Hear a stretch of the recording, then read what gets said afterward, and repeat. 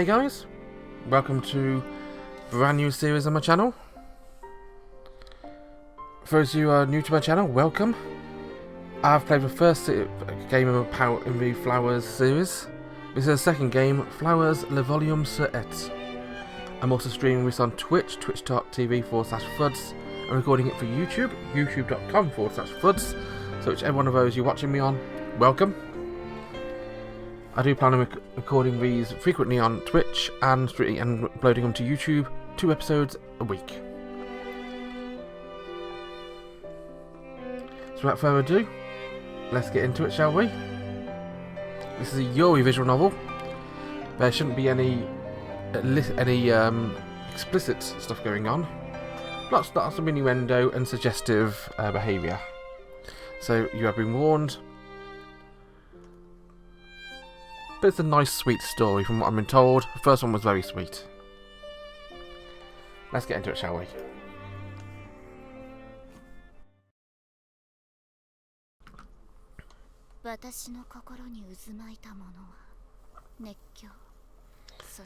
Watching her perform a Sleeping Beauty up there on stage.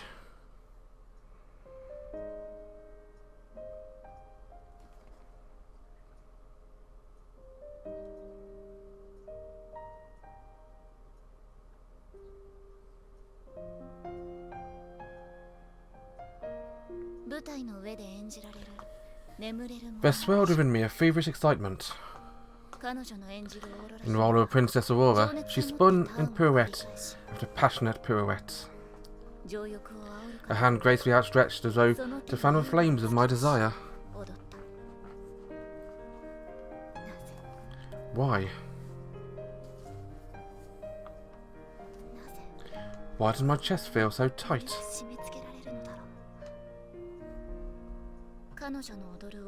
As I watched her complete pirouette turn. How bitter was I of my own immovable legs. Seeing her fly across the stage like she had sprouted wings. It awakened me to a feeling of awe bordering on reverence deep in my heart.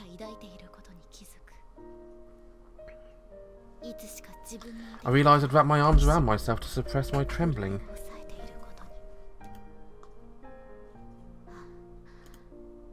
But also, I knew that behind the burning jealousy lay an undeniable love.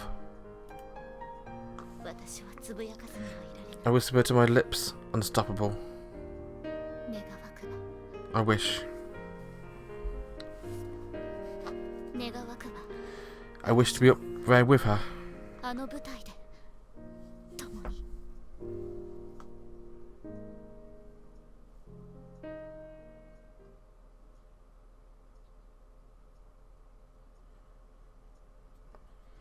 A hero can be anyone, even a man's doing something as simple as reassuring as putting a coat on a young boy's shoulders to let him know. Okay, I'm going to have to turn the speed of that down a little bit. Message speed slightly down.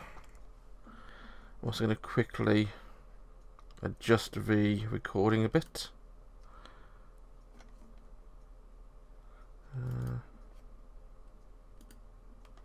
We don't want that.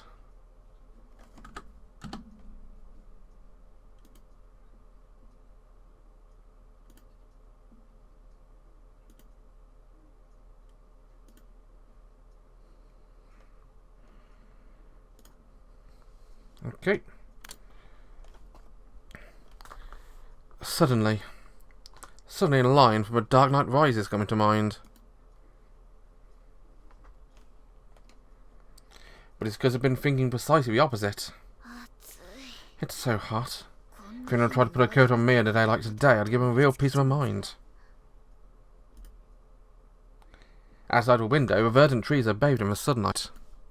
Even though it's the end of school day, I have to narrow my eyes against the sun's strong rays. Squinting, I can just make out a chapel in the distance. It really is a magnificent chapel, just oozes history. And of course, this is a distinguished missionary school, built in 1870. St. Anglican Academy. A school surrounded by dense forests and high walls. I move my gaze from a window to a ceiling of a hallway, wondering how long has passed now since I arrived. Only 3 months, sir. Feels like I've been boarding here for ages, having transferred partway through the term. But not how much time has actually passed. I'm quite surprised. Foisted upon this school by my parents.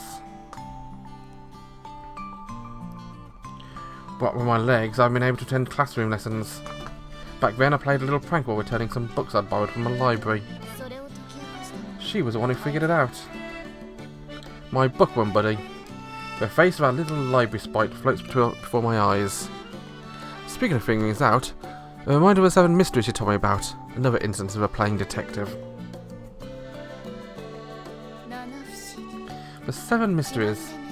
The Tale of Bloody Mary. That gave me a laugh. Sorry, Erika, you could do with being a little bit louder, to be honest.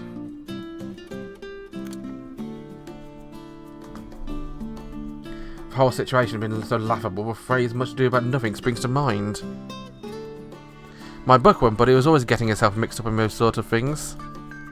Right. I'd also lent a hand when she was assailed by that weirdo student president. And I'd helped to investigate the truth behind the Yatsuro incident, which being quite unbefitting of this peaceful academy. Result of my investigations. Yet another comedy of errors.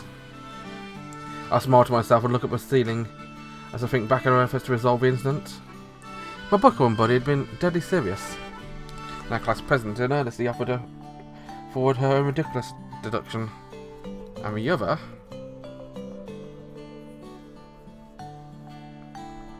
Yuri. I kept my tongue as thoughts turned to our classmate who disappeared with a spring. She left without giving a second thought to the feeling of those who she left behind. I don't particularly cared myself, but for her. Let's go pay her a visit. Now, for those of you wondering, I did actually play through a game a second time and got the true Mayuri ending. Now, the true Mayuri ending, not only does she get a love confessed to, she accepts this time, and then because of pressure, she leaves the academy. She's gone missing. That's where we end up here. Erika's not the main character in the first game, but she's a very befitting main character. She's got that lovely sarcastic streak, I like it. Just picturing her irritated expression is making me feel the heat even more. Put my hands to the rims of my wheelchair and push it forward. Rubber tires squeak as I make my way down the corridor. On my lap is a book I'd borrowed from a library, and the pressure of it on my thighs from my skirt is making me sweat. I should have known better than to borrow a biography. As someone believes that life is just a matter of killing time, I always vowed that biographies, written records of time wasting, were one thing I'd never read, but my bookworm buddy recommended it so fervently I'd inadvertently found myself borrowing it and reading it. It was a non-fiction title called Michael Glimor. It turned out to be quite a disturbing tale. As I not read it, I wondered at how one family could suffer such bad luck until by the end I'd passed beyond pity of a state of amazement. Her taste is as good as mine. She may look like a graceful young maiden, but she recommends the most shocking books. Although maybe she's just a voracious reader. When it comes to books or biographies, I'm the same. Before I know it, I would arrive at the library, since I'm reclining back in my wheelchair, and lean forward and put my hand to a doorknob. A window must be open somewhere, as when I open the door, it creates a further draft of my hair flutters in the breeze. Feels good. Smells like dust and damp from the years passing. My favourite smell. I close the door behind me and go over to a desk and return the book I'd borrowed. At first I hadn't noticed her, but...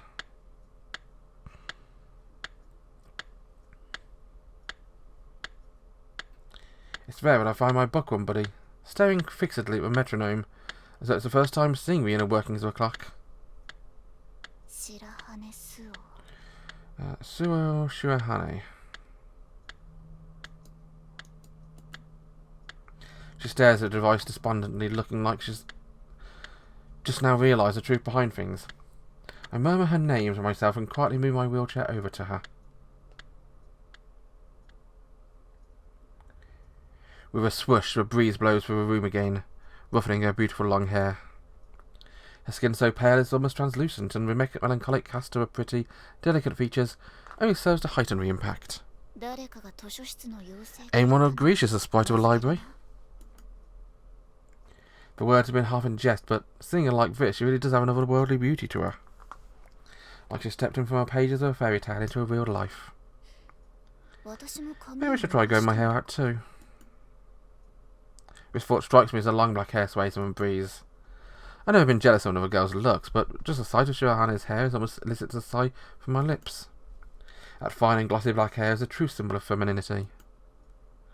Imagining myself with long hair, I have a crazy idea that my own naturally unruly hair would have me looking like Medusa from Greek legends, and I shake my head with a wry smile. Ah, Erika-san. My movements cause my wheelchair to squeak, and Shirahane blinks as I waken from a dream and forces a smile. Did you come to hang out? Don't call me that. It doesn't feel right. She giggles slightly. Yaegaki-san? My name is Erika Yaegaki. The name this girl figured out. I addressed Shirahane's questioning look. I finished reading a biography you recommended, so I came to return it. Ah, that was fast. What do you think? Did you like it? She asked me this with her forced smile that banishes a previously gloomy expression, like it was never even there. I placed the book on top of her desk. I couldn't stop reading it, so sure, it was pretty interesting, but I feel like reading an action-adventure novel next, something that won't depress me. Action-adventure? Well, how about Shakespeare? I'd recommend King Lear. Isn't that a tragedy? I parry Shirahane's rare joke as she covers her mouth with her hand as she laughs daintily. And one of the 4 great tragedies at that. I find myself spellbound by the sight of Shirahane's silky black hair swishing over her shoulders as she smiles. My eyes are following its flow when... Oh, do I have dirt on my shoulder? She asked me. No, I was just thinking how hot your neck must be with that long hair of yours. Now the rainy season's past, it's finally summer. You're right, but since we're in our summer uniforms now... She rubs her upper arms, now bare, and smiles melancholically. Seeing Shirahane in a summer uniform and wearing that unnatural smile, I feel like I caught a glimpse of her sorrow of time's passing. Of the anguish of those empty days that have passed since she disappeared. Of the Amitié partner who should be here with us right now. No, this doesn't suit me. I've started to act unlike myself. Being around you does strange things to me. What do you mean? Exactly what I said. Anyway, I'm going to find a good book. Stop Shirahane, she starts towards the bookshelves. I'll look for something myself. I'll take your recommendation next time. I bite back with words of consolation that had risen in my throat, and I win myself to a modern fiction shelves.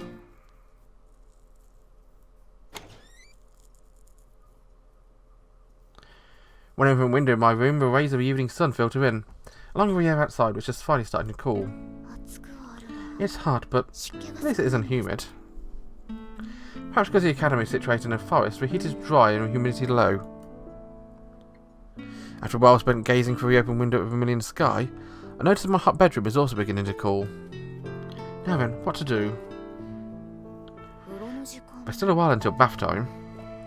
Checking the clock, I see it's starts a while before Sister Basket comes to help me bathe. So, I guess I'll read a new book I borrowed. But glancing at the book I've tossed from my bed, a memory of biography I've just read lingers in my mind. I want to leave it a little longer before starting something new. As I gaze at the cover, all of a sudden, I hear something that sounds like a faint scream. Or now scratching at a chalkboard. I turn my wheelchair in the direction of the noise is coming from, somewhere beyond the open window.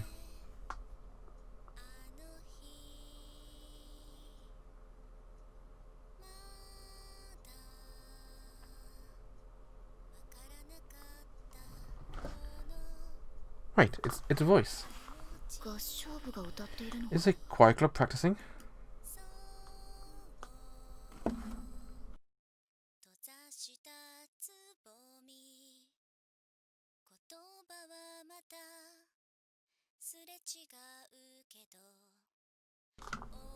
Straining my ears, I realised it's actually the sound of someone singing.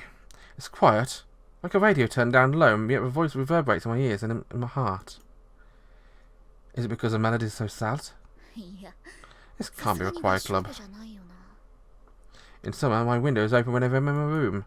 Never quite heard of singing before, though. It's strange for it to reach this far. I whisper and smile to myself. The grin my bookworm body would call my cat smile. Maybe I'll go take a look. It'll kill some time. Guided by my ears, I put my hands to the hand rims of my chair and head off to catch a glimpse of the owner of the voice. Somehow, as I push my wheelchair along in pursuit of that melody, I start to develop a strange feeling inside. The voice is faint but clear, sad yet sweet. I find myself stopping to listen. But this voice, it reminds me of Bookworm, but his Amitié partner, who disappeared in the spring, Yuri Kosaka. She performed a solo of the Tota Polka-S at the Feast of the Assumption. Her voice had an otherworldly quality to it, a real sense of power. I don't know why she disappeared, and I don't particularly want to. But for her, nothing can be done about it. I shake my head and hurry on towards the voice. It seems to be coming from behind the dormitory building. There's nothing special compared to magnificent row of cherry trees leading up to the school gate. There are a few trees behind the dormitory too. It's there. This voice. No, it can't be. The voice leads me on, and suddenly, before my eyes,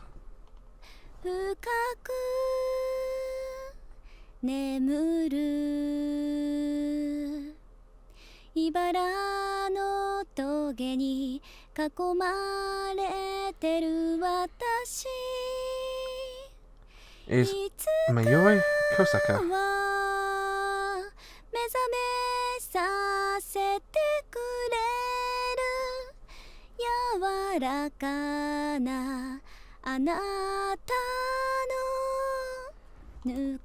The girl sings on, illuminated by the blood-red light of a dying sun. The length of her hair, her stature, her very aura, it's all the same. No, I call Shirahane otherworldly. This girl is just beautiful, like I'm watching a scene from a movie. Is she older than me? Her mature face is perfectly shaped like a doll's. Spirit of a cherry tree. A line from a book I read once comes to mind. A being not of this world. A voice that squeezes at the heart. But there is no expression on this girl's face. It's just that I can't read it. Is it just that I can't read her emotions? As though she's singing simply out of duty. It feels mournful. For some reason, there's something sinister about the magnificent spectacle. The sound of a fallen twig cracking under a wheel on my chair resounds in the still air. The girl stops singing. She then turns towards me, slowly as coming back through to reality. Who are you? She asked me about his sharp voice, quite opposite of tone to the singing. I'm a student here. Don't you know it's rude to start questioning people before giving your name? The girl stares back at me intently as though trying to peer into my soul. To get a sense of her demeanour from her voice, and after seeing those eyes of hers, I'd automatically spoken quite harshly. So, you're eavesdropping, were you? She doesn't answer my question and continues staring at me like I'm a piece of dirt on the sole of a shoe. I don't like the way she's looking at me. Her eyes speak annoyance. It reminds me how I used to be, and it makes me feel strange. I was on my way home and just happened to overhear. Anyway, did you not hear my question? The girl looks over to where her things are leaning against the trunk of a cherry tree, as though she hasn't heard me at all. Oi. This isn't a great start to my first day, so I'd hope this academy accept only the best students, but... Her mutterings reach my ears clearly, I find myself getting even more pissed off than usual. And you think you're the only one of the best, do you? I get a feeling you're looking down on me for my supposed eavesdropping. I really know your singing wasn't all that. It's like something like emotion finally crosses her face at my response. I much prefer it to a mask she's been wearing before. She just quickly banishes it and bends down to retrieve her bag. What's the matter? Are you ignoring me? I'm making a point not to engage conversation with people of low intelligence. I can't help but grin at this outright rudeness. And my intelligence has already decided. Bet you're the type who declares O.J. Simpson guilty without to grab her evidence. Have you run away here to escape some kind of a grudge? A distinct flash of emotion lights up her eyes at that. In irritation over her doll-like features, she makes no effort to hide. Then she slowly looks at me from my eyes to my face, to my body, my wheelchair, and my useless legs. You're a coward. She says this right into my ear. And a baby, she continues. I spin around in anger, but she's already stalking off. She doesn't spare me a backwards glance. Her silhouette is swallowed up by the twilight. Sorry, Kurosaka. I'm allowed my friend who disappeared in the spring. You're a saint compared to her.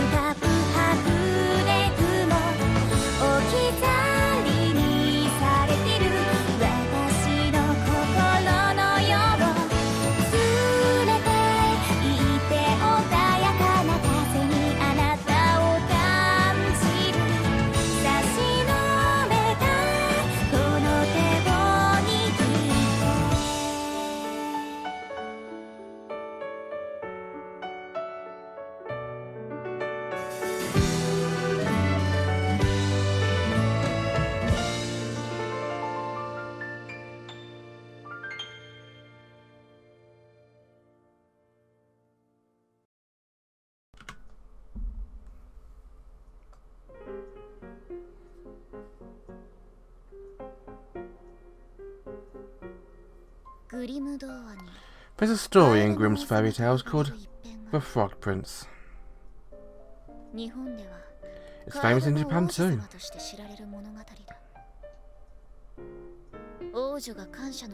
The princess kisses her frog in a show of gratitude, and her kiss breaks the witch's curse. The frog returns to human form and marries the princess. But the original version is not quite as pleasant as the one we're familiar with today.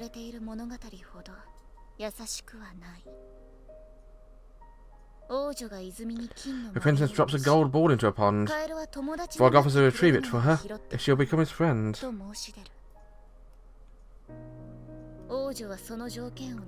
While he accepts his terms, the princess returns to the castle without befriending the frog.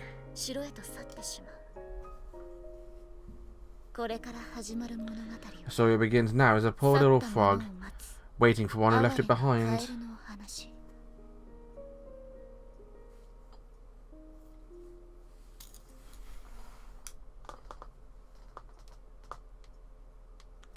Chapter 1. Der Froschkönig oder der Eisenheinrich. For Frog Prince. Gotta love random German. I, for one, can certainly understand how he'd feel.